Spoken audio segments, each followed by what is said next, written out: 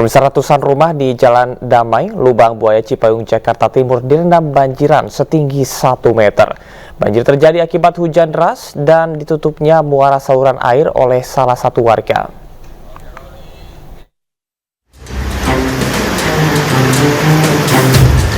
Banjir setinggi hingga 1 meter berendam ratusan rumah warga di Jalan Damai, Lubang Buaya, Cipayung, Jakarta Timur, usai hujan deras yang terjadi di wilayah Jakarta Timur.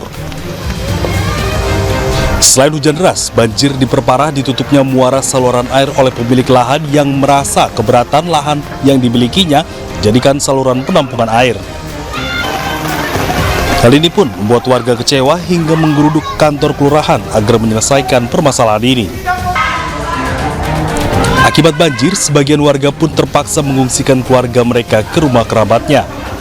Pak, ini banjir ini emang sering banjir atau penyebabnya apa sih, Pak? Memang ini sering banjir, tapi hanya sepintas saja. Setelah hujan turun, mungkin 5 menit sudah normal kembali. Nah, tapi banjirnya sampai saat ini belum pernah seperti ini. Ini penyebabnya apa, Pak? Nah, sekarang ini tanah yang berhubungan langsung dengan kali itu diuruk, yang kali besar. Diuruk saluran airnya gitu? Saluran airnya, jadi saluran air, jalan umum semuanya diuruk. Yang uruk siapa, Pak? Ini atas nama pribadi yang mengatakan punya tanah. Pemilik lahan hingga saat ini belum mau berkomentar terkait alasan dirinya menutup saluran air. Warga berharap pemerintah setempat segera menyelesaikan masalah terkait saluran air agar peristiwa banjir tidak kembali terulang. Dari Jakarta, Rio Manik, iNews melaporkan. Ya, pemirsa, mengaku oknum anggota BIN, seorang pria ancam pengendara lain menggunakan senjata api di Jalan Raya Kalibata, Kramat Jati, Jakarta Timur. Aksi pengancaman direkam oleh korban hingga viral. Minggir ya, Pak. Astagfirullah, Bapak. Pak, minggir, Pak. Seorang pengemudi yang mengaku anggota BIN terlibat cekcok dengan pengendara lain di Jalan Raya Kalibata, Kramat Jati, Jakarta Timur. Astagfirullah, Bapak. Pak, minggir. Pelaku yang emosi bahkan mengancam perekam video dengan senjata api. Astagfirullah, Bapak. Pak, Cekcok berawal dari saling senggol di jalan hingga berujung pada pengancaman menggunakan senjata api. Minggir, Pak. Pria yang menodongkan senjata api pun diminta berhenti oleh perekam video, namun pelaku tetap melaju dan melarikan diri. Akibat kejadian ini mobil korban tergores. Sementara kasus pengancaman menggunakan senjata api ini masih diselidiki petugas Polsek Kramat Jati. Dari Jakarta, Rio Manik, iNews melaporkan. Di Ponorogo, pemirsa, seorang lansia tewas usai menjadi korban tabrak lari saat hendak ke masjid untuk melaksanakan sholat subuh. Sempat kabur, pelaku tabrak lari pun ditangkap aparat kepolisian.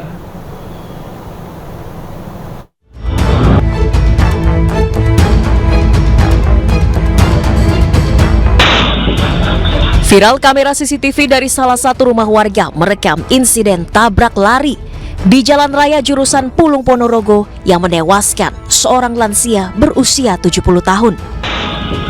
Korban Laminem, warga Pulung, tengah berjalan kaki ke masjid untuk menunaikan ibadah sholat subuh.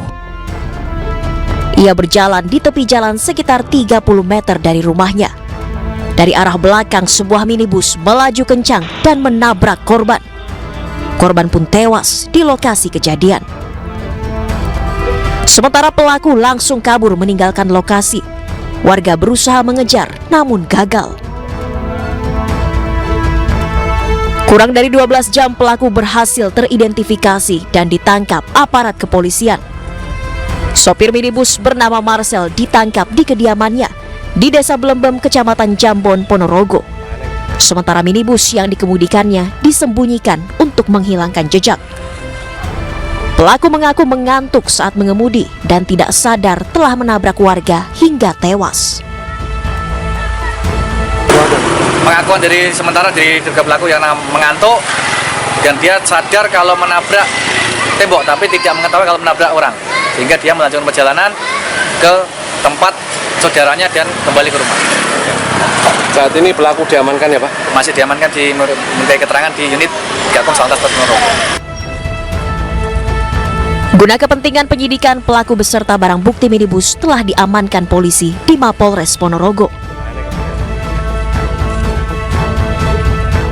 Anda masih menyaksikan iNews Pagi. Subdit Resmob Direktorat Reserse Kriminal Umum Polda Metro Jaya menangkap 2 dari 4 pelaku yang nekat membegal dan membawa kabur sepeda motor milik seorang purnawirawan TNI di kawasan Mustika Jaya, Bekasi, Jawa Barat. Para komplotan begal mengikuti dan menyerempet dengan mengancam korban menggunakan celurit hingga terjatuh, lalu membawa kabur sepeda motor milik korban.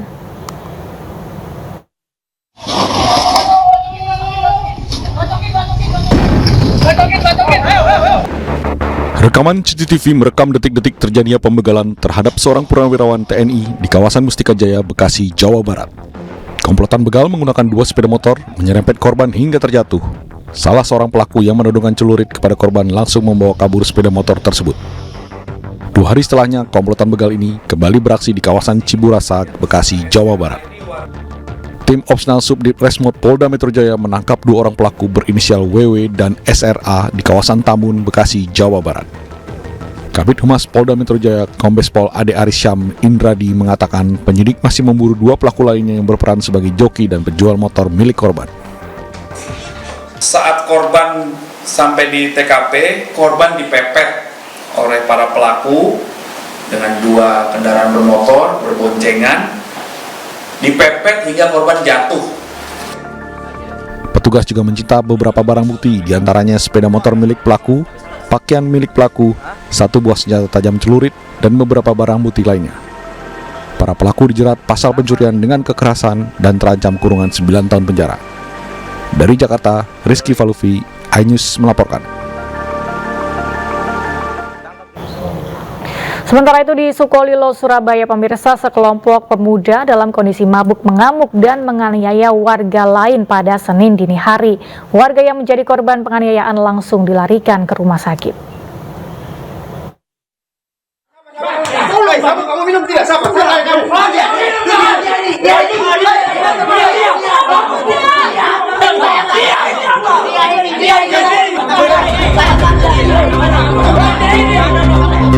Rekaman video memperlihatkan sekelompok pemuda diduga dalam kondisi mabuk, mengamuk dan menyerang warga secara brutal.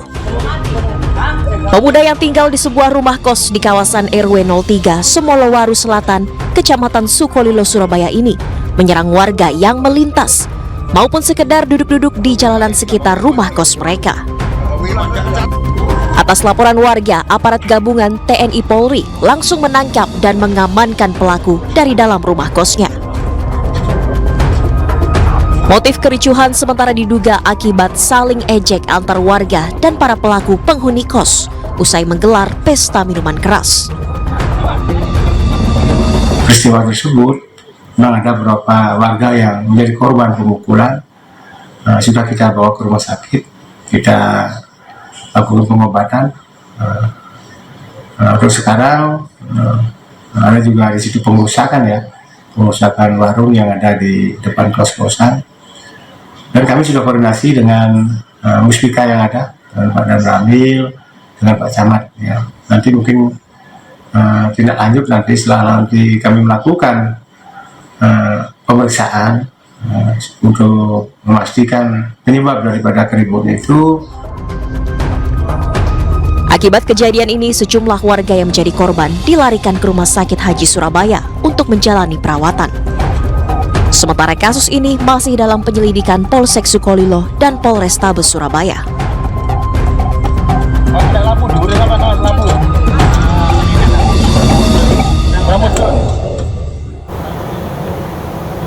Viral, pemirsa, rekaman pengawas seorang oknum polisi dari Polres Sika menabrak warga hingga tewas akibat berkendara dalam kondisi mabuk. Keluarga korban meminta pelaku dihukum seadil-adilnya.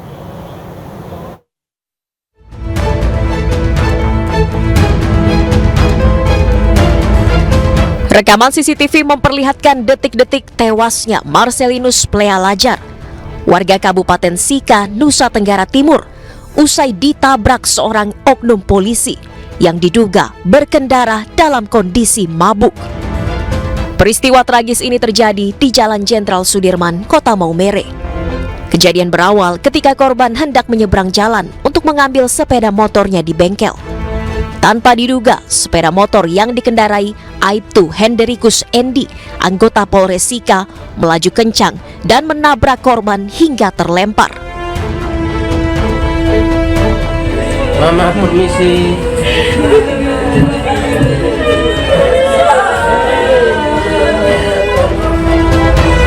Pasca insiden tragis ini, Kapolres Sika, Nusa Tenggara Timur, AKBP Hardi Dinata pun mendatangi kediaman korban. Pihaknya meminta maaf atas insiden kecelakaan yang melibatkan salah satu oknum anggotanya.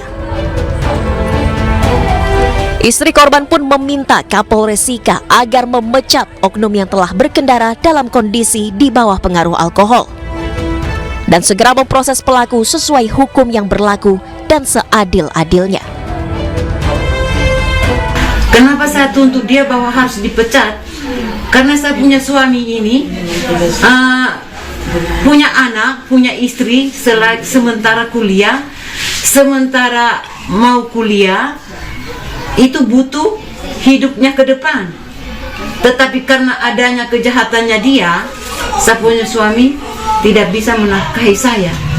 Jadi timbang baliknya itu, dia juga harus merasakan seperti yang kami rasakan. Pelaku penabrakan Aibtu Henderikus Endi diduga mengendarai sepeda motor dalam kondisi mabuk miras tradisional jenis moke. Hingga kini ia masih dirawat di rumah sakit akibat kecelakaan maut tersebut.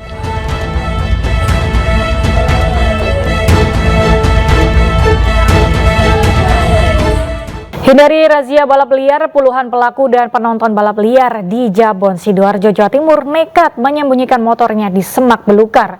Petugas kepolisian langsung membawa pelaku beserta motornya ke Mapolresta Sidoarjo.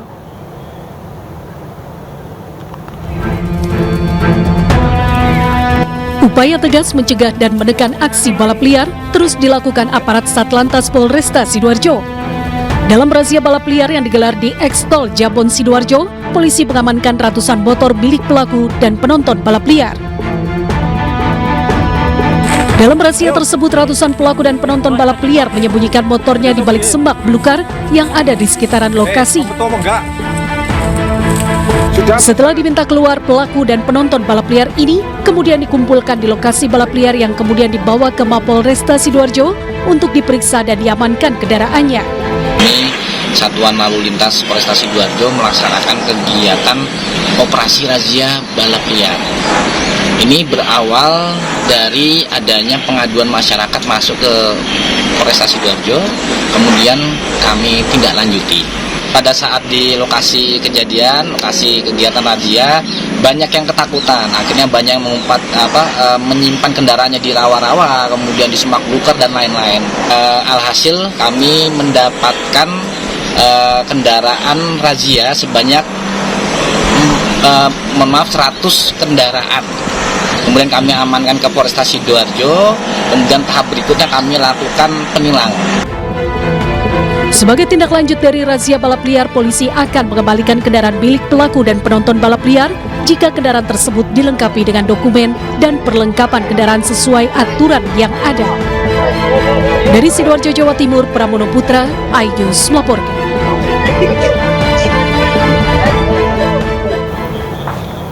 Bermodus tanya alamat, seorang pelajar SMP menjadi korban perampokan di Bekasi, Jawa Barat. Pelaku yang beratribut ojek online sempat menodongkan senjata tajam lalu merampas sepeda motor milik korban.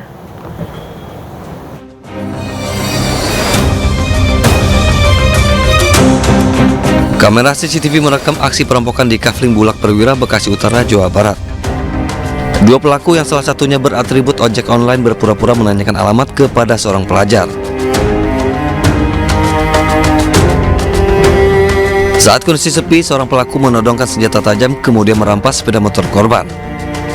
Korban yang sempat ketakutan dan trauma baru berani bicara ke warga setelah kedua pelaku kabur. Terus pakai masker, terus pakai helm. Pakai helm. Nggak pakai. Korban lagi di sini lagi berdiri apa Bu? Kayaknya dia jalan dari sana, Pak. Terus itu diikutin. Oh, diikutin. Nah, terus di perapatan ini mungkin diambil motornya. Dia ngeliat lagi sepi. Sepi. Pura-pura nanya dulu, nanya alamat gitu kayaknya. Terus langsung dihampirin. Pas nggak ada orang, baru ditodongin. Usai kejadian, polisi langsung datang ke lokasi dan melakukan olah TKP, serta mengamankan rekaman CCTV untuk mengidentifikasi pelaku. Atas kejadian ini, warga diimbau untuk selalu waspada dengan modus kejahatan serupa. Dari Bekasi, Jawa Barat, Rahmat Hidayat, iNews melaporkan.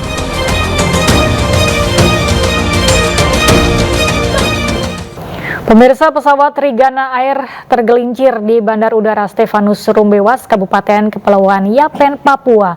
Pesawat yang mengangkut 42 orang penumpang dan 6 kru itu tergelincir sejauh 1.200 meter.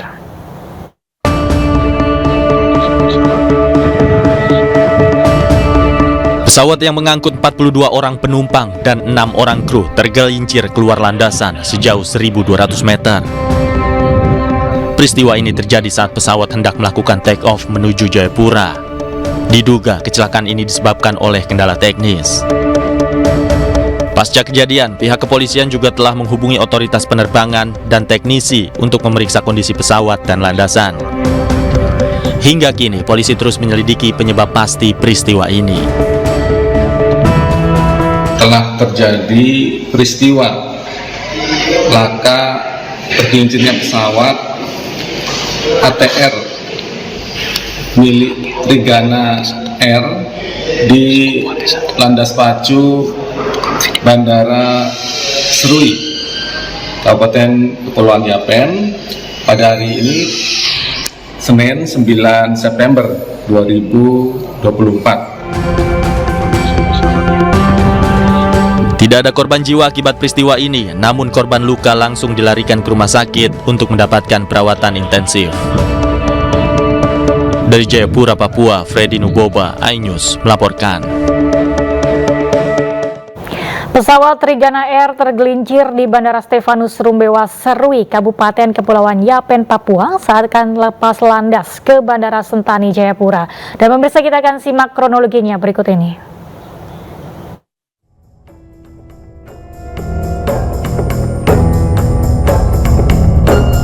Pesawat Trigana Air berjenis ATR 45200 dengan nomor registrasi PKSYP awalnya mendarat di Bandara Stefanus Rumbewas, Serui dari Biak pukul 10.19 waktu Indonesia Timur dan parkir tem pukul 10.21 WIT. Kemudian pukul 10.35 WIT, pesawat yang mengangkut sebanyak 42 penumpang dan 6 awak kabin tersebut bergerak di darat atau dalam posisi taksi untuk selanjutnya lepas landas menuju Bandara Udara Sentani, Jayapura pukul 10.40 WIT. Hanya berjarak 1 menit kemudian, pesawat tergelincir ke arah kiri keluar jalur landasan kurang lebih 1.200 meter. Pihak berwenang saat ini masih menyelidiki penyebab pastinya tergelincir pesawat Trigana Air dengan nomor registrasi PKSYP tersebut. Tim Liputan iNews melaporkan. Beralih ke informasi lain, pemirsa, Pengadilan Negeri Kota Cirebon, Jawa Barat menggelar sidang lanjutan peninjauan kembali 6 terpidana kasus pembunuhan Vina dan Eki pada hari Senin. Agenda sidang adalah berisi pembacaan kontra memori dari kejaksaan.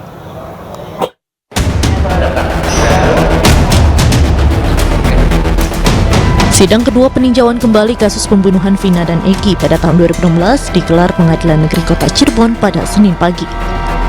Agenda sidang merupakan pembacaan kontra memori yang dilakukan secara maraton oleh sejumlah termohon atau jaksa dalam sidang lanjutan peninjauan kembali yang digelar di ruang Cakra ini. Pada agenda sidang kali ini, jaksa membacakan tanggapannya terkait pengajuan 3 novum yang sebelumnya telah dibacakan dan diserahkan ke majelis hakim dalam sidang perdana pada Rabu lalu. Pihak kuasa hukum ke-6 terpidana menyampaikan berbagai persiapan telah dilakukan, di antaranya menyiapkan 39 saksi fakta dan 10 saksi ahli. Dalam sidang ke-6 narapidana ini, pihak kuasa hukum juga menemukan 3 novum baru, di antaranya kekhilafan hakim, saksi Dede, dan saksi Liga Akbar. Lalu untuk sidang tanggal Rabu, Kamis, Jumat, dan kita akan menghadirkan saksi-saksi. Saksi-saksi itu sudah kita siapkan. Saksi-saksi yang dihadirkan itu yang terkait dengan fakta dan saksi ahli. Saksi fakta itu kira-kira jumlahnya sekitar 39-an, sementara saksi ahli kira-kira kurang lebih 10. Sementara itu, pihak kuasa hukum meyakini kasus kematian Vina dan Eki adalah murni kecelakaan lalu lintas dan bukan kasus pembunuhan. Dari Cirebon, Jawa Barat, Toy Iskandar, iNews melaporkan.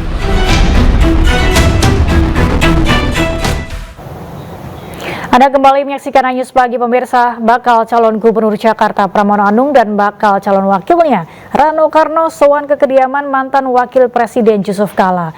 Pramono Rano meminta masukan JK terkait Pilgub Jakarta. Pramono Anung dan Rano Karno menyambangi kediaman wakil presiden ke-10 dan ke-12 Republik Indonesia Yusuf Kala di kawasan Brawijaya, Jakarta Selatan Senin malam. Pertemuan tertutup berlangsung selama lebih dari 1 jam. Keduanya mengaku berbincang hangat terkait kondisi bangsa terkini khususnya kota Jakarta. Pramono meminta masukan kepada JK terkait pilkada dan nasihat jika terpilih sebagai pemimpin Jakarta berikutnya. Namun JK mengaku tidak memberi dukungan khusus kepada Pramono Rano di Pilgub Jakarta. Dari Pak JK dengan pengalaman panjang beliau, tadi beliau memesankan untuk memimpin Jakarta ini harus tenang, harus santun, harus fokus, berani memutuskan.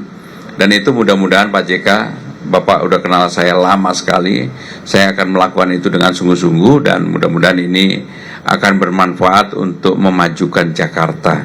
Karena Jakarta tidak lagi sebagai ibu kota negara sesuai dengan Undang-Undang Nomor 2 tahun 2004, maka 2024 maka ini menjadi hal bahwa Jakarta menjadi kota global, Jakarta menjadi pusat perekonomian nasional.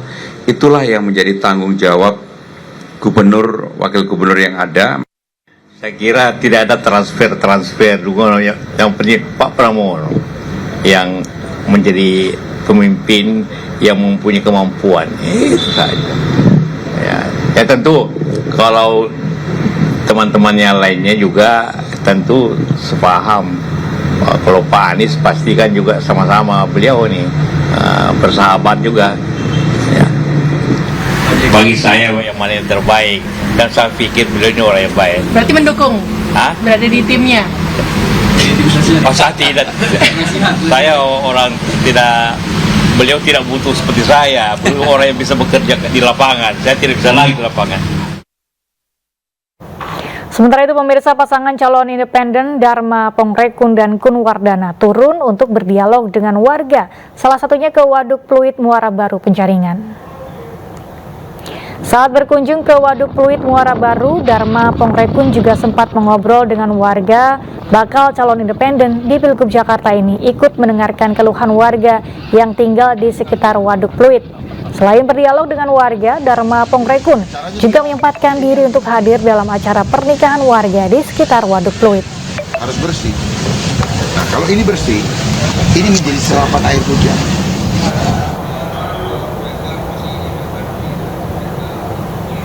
Ketua Umum PDI Perjuangan Megawati Soekarno Putri menitipkan salam hormat kepada Presiden terpilih Prabowo Subianto. Namun Sekjen Partai Gerindra Ahmad Muzani enggan mengaitkannya sebagai kode PDIP akan bergabung di pemerintahan Prabowo Gibran.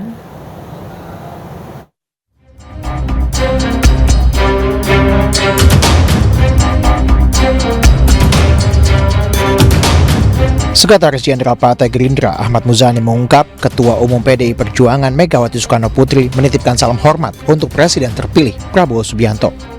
Salam disampaikan Mega dalam acara silaturahmi kebangsaan antara pemimpin MPR dengan keluarga Presiden Soekarno di Kompleks Parlemen Senayan, Jakarta pada Senin pagi. Namun, Muzani enggan mengaitkan aksi kirim-kiriman salam itu sebagai kode terkait dengan wacana bergabungnya PDIP di pemerintahan Prabowo Gibran, melainkan hanya bentuk silaturahmi. Bu Mega tadi menyampaikan salam hormat untuk Pak Prabowo dan Pak Prabowo juga menyampaikan salam hormat untuk Bu Mega. Itu sinyal baik ya Pak? Ya, sebagai sesama pemimpin bangsa saya kira saling memberi salam dan saling menyampaikan salam adalah tradisi yang baik. Salam itu adalah bentuk penghormatan, salam itu adalah doa kebahagiaan kepada orang yang menuju. Saling mendoakan dan saling berpengharapan terhadap atau di antara para sesama pemimpin bangsa adalah sesuatu yang baik yang harus menjadi tradisi dalam bersilaturahmi. Muzani juga tak menutup kemungkinan Megawati dan Prabowo akan bertemu sebelum pelantikan Presiden terpilih 20 Oktober 2024 mendatang. Dari Jakarta, Tim Liputan iNews melaporkan. Pemprov Jakarta menggelar uji coba makan bergizi gratis di Sekolah Dasar 01 dan 03 Manggarai. Anggaran yang disiapkan Pemprov Jakarta Rp20.000 per porsi untuk sekolah dasar.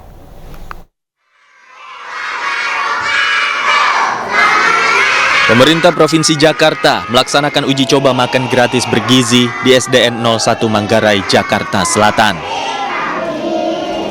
Sementara itu, uji coba makan gratis bergizi ini sudah dilaksanakan secara bergantian di wilayah Jakarta lainnya, kecuali Jakarta Timur dan Kepulauan Seribu. Pelaksanaan uji coba makan gratis bergizi ini akan segera dilaksanakan secara serentak di seluruh sekolah setelah semua wilayah mendapatkan kesempatan uji coba. Nah, kita sedang mencari pola kalau ini nanti serentak se-Jakarta, khusus SD dulu, polanya bagaimana supaya mereka juga sampai di tempat makanan juga tetap terjaga, tetap gizinya tetap ada. Oke? Pemprov Jakarta menyediakan anggaran sekitar Rp20.000 per porsi per anak dalam program makan gratis bergizi ini. Namun, uji coba ini akan menjadi evaluasi Pemprov Jakarta jika ke depan ada hal-hal yang harus disesuaikan. Dari Jakarta, Naura Syafikah, Tri Julianti, iNews melaporkan. Bersiaplah pemirsa, pemerintah akan kembali memotong gaji para pekerja swasta berupa program pensiun tambahan wajib. Pemotongan berlaku bagi pekerja dengan jumlah gaji tertentu yang saat ini aturannya masih digodok oleh pemerintah.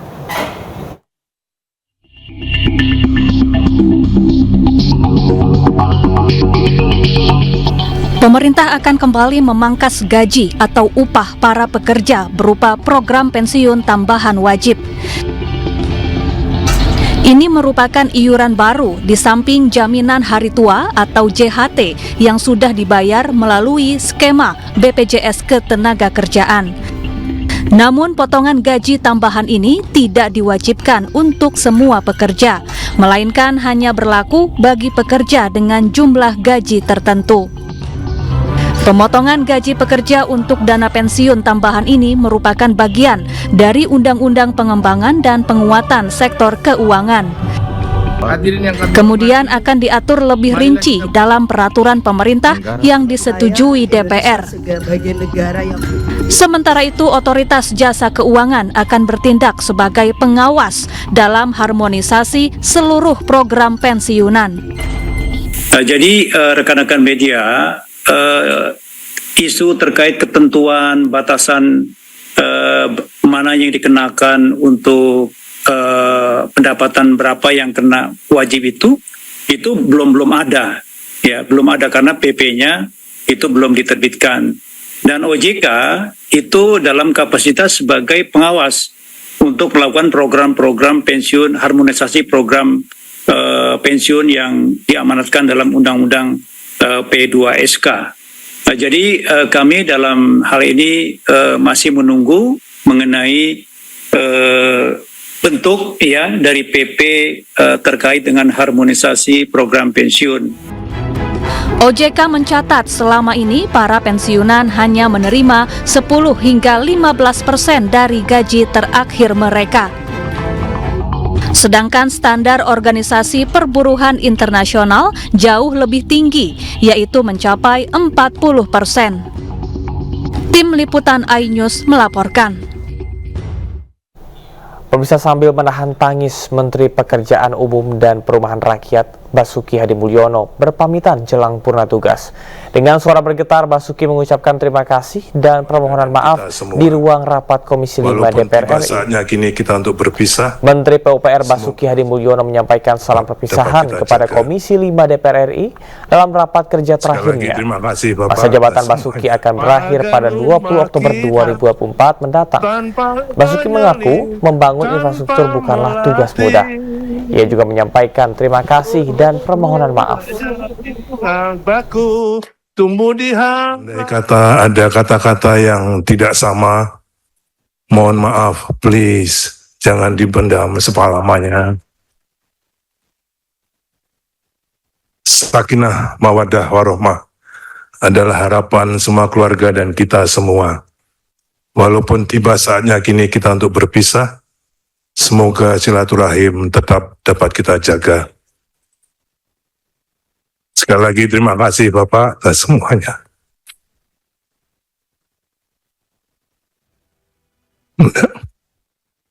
Tidak mudah membina hubungan keluarga-keluargaan seperti di Komisi 5 ini Bapak. Apapun yang Bapak sampaikan, kami rasakan bahwa itu memang tujuannya baik untuk membangun kita semua. Terima kasih Bapak, terima kasih, mohon maaf. Assalamualaikum warahmatullahi wabarakatuh. Pemirsa, 50 anggota DPRD Kota Makassar masa jabatan 2024-2029 resmi dilantik. Pelantikan ditandai dengan penyematan pin emas sebagai atribut anggota Dewan. Akan memenuhi 50 anggota DPRD Kota Makassar masa jabatan 2024-2029 diambil sumpahnya dalam rapat paripurna DPRD di gedung DPRD Makassar 9 September 2024. Pelantikan ini dipimpin langsung oleh Ketua Pengadilan Negeri Makassar, Henry Tobing, dan disaksikan langsung oleh Wali Kota Makassar, Dani Pomanto. Dalam rapat paripurna ini, Supratman dan Andi Suharmika ditunjuk sebagai Ketua dan Wakil Ketua sementara DPRD Kota Makassar. Wali Kota Makassar, Dani Pomanto, menyampaikan terima kasih kepada legislator periode 2019-2024 yang telah bersinergi bersama Pemkot Makassar. Ini banyak menghasilkan aturan-aturan yang membuat kota ini maju. Dan insya Allah kita berharap apa yang dihasilkan oleh anggota DPRD 2011-2024 akan dilanjutkan, bahkan akan ditingkatkan jauh lebih baik daripada sebelumnya oleh anggota DPRD yang baru saja dilantik 2024-2029. Dalam kesempatan ini, sejumlah legislator dari kalangan milenial turut dilantik, salah satunya Dr. Udin Saputra Malik. Fokus untuk menyerap aspirasi, jadi tentunya semua kalangan terutama pemuda itu kita akan buatkan memang forum untuk selalu berdiskusi, kemudian golongan-golongan yang lain juga, emak-emak, bapak-bapak, kemudian dari situ kita akan sinergis dengan pemerintah kota untuk mendukung program. Rapat paripurna pelantikan DPRD Kota Makassar turut dihadiri sejumlah mantan wali kota Makassar dan pimpinan partai politik. Dari Makassar, Sulawesi Selatan, Leo Muhammad Nur, iNews melaporkan.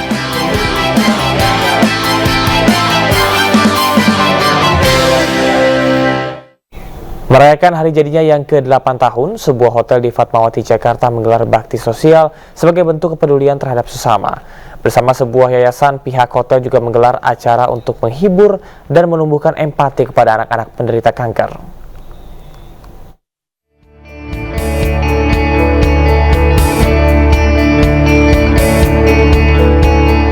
Merayakan hari jadinya yang ke-8, Hotel 88 Fatmawati menggelar bakti sosial.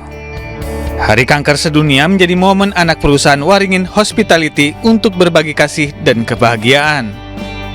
Bersama Yayasan Kasih Anak Kanker Indonesia, Hotel 88 Fatmawati berkolaborasi menumbuhkan kepedulian terhadap anak-anak yang mengalami kanker. Kita selain merayakan hari jadi dari Hotel 88 Fatmawati, kita juga berbagi rasa syukur kita dengan adik-adik kita di sini agar mereka mempunyai semangat dan mereka juga tetap mempunyai harapan untuk sembuh, dan mereka juga bisa dengan mereka berjuang untuk sembuh dari penyakit kanker, itu juga dia juga punya upaya untuk terus belajar. Anak-anak penderita kanker ini kini sedang berjuang untuk sembuh dan tinggal bersama di rumah singgah YKK. Ya, tentunya kita sangat menyambut baik ya dari pihak manapun untuk berkunjung dan peduli kepada anak-anak pejuang-pejuang cilik kita ya. Dan yang lebih penting adalah kepedulian daripada masyarakat, itu yang menurut saya sangat baik dan perlu didukung oleh seluruh elemen dari masyarakat, terutama media. Diharapkan langkah kecil dari Hotel 88 Fatmawati dapat memantik kepedulian masyarakat terhadap penderita kanker. Dari Jakarta, Widya Bayu Jati, iNews melaporkan. Menyusul kesuksesan 2 store sebelumnya, brand perhiasan lokal Isago resmi membuka store ketiganya di Sarinah, Jakarta Pusat. Isago adalah brand perhiasan lokal berkualitas tinggi yang ramah lingkungan, yang mana setiap koleksinya menggunakan emas daur ulang yang sudah teruji bebas karat dan tidak mudah teroksidasi.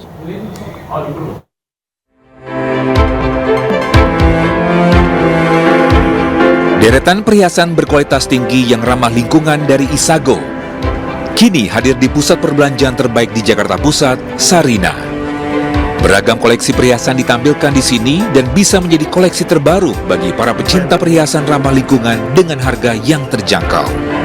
Store-in-store ketiga dari Isago ini tetap mempertahankan citranya dengan setiap koleksi perhiasan yang menggunakan emas daur ulang dan lab-grown diamonds yang sudah teruji bebas karat dan tidak mudah teroksidasi. Karena Sarinah itu terkenal mengumpulkan brand-brand lokal dan juga melestarikan budaya Indonesia gitu, dimana kita sebagai brand juga pengen bisa dikenal sebagai brand Indonesia yang bisa membanggakan nama Indonesia gitu. Sebelumnya, Isago sudah memiliki 2 store-in-store, yaitu di Grand Indonesia dan Senayan City. Dengan hadirnya di Sarinah ini diharapkan dapat memperluas jangkauan brand dan produk perhiasan, serta memperkenalkan kemewahan kepada masyarakat yang mengapresiasi kualitas dan keindahan. Dari Jakarta, Faisal Rinaldi, Rizky Solehudin, iNews melaporkan.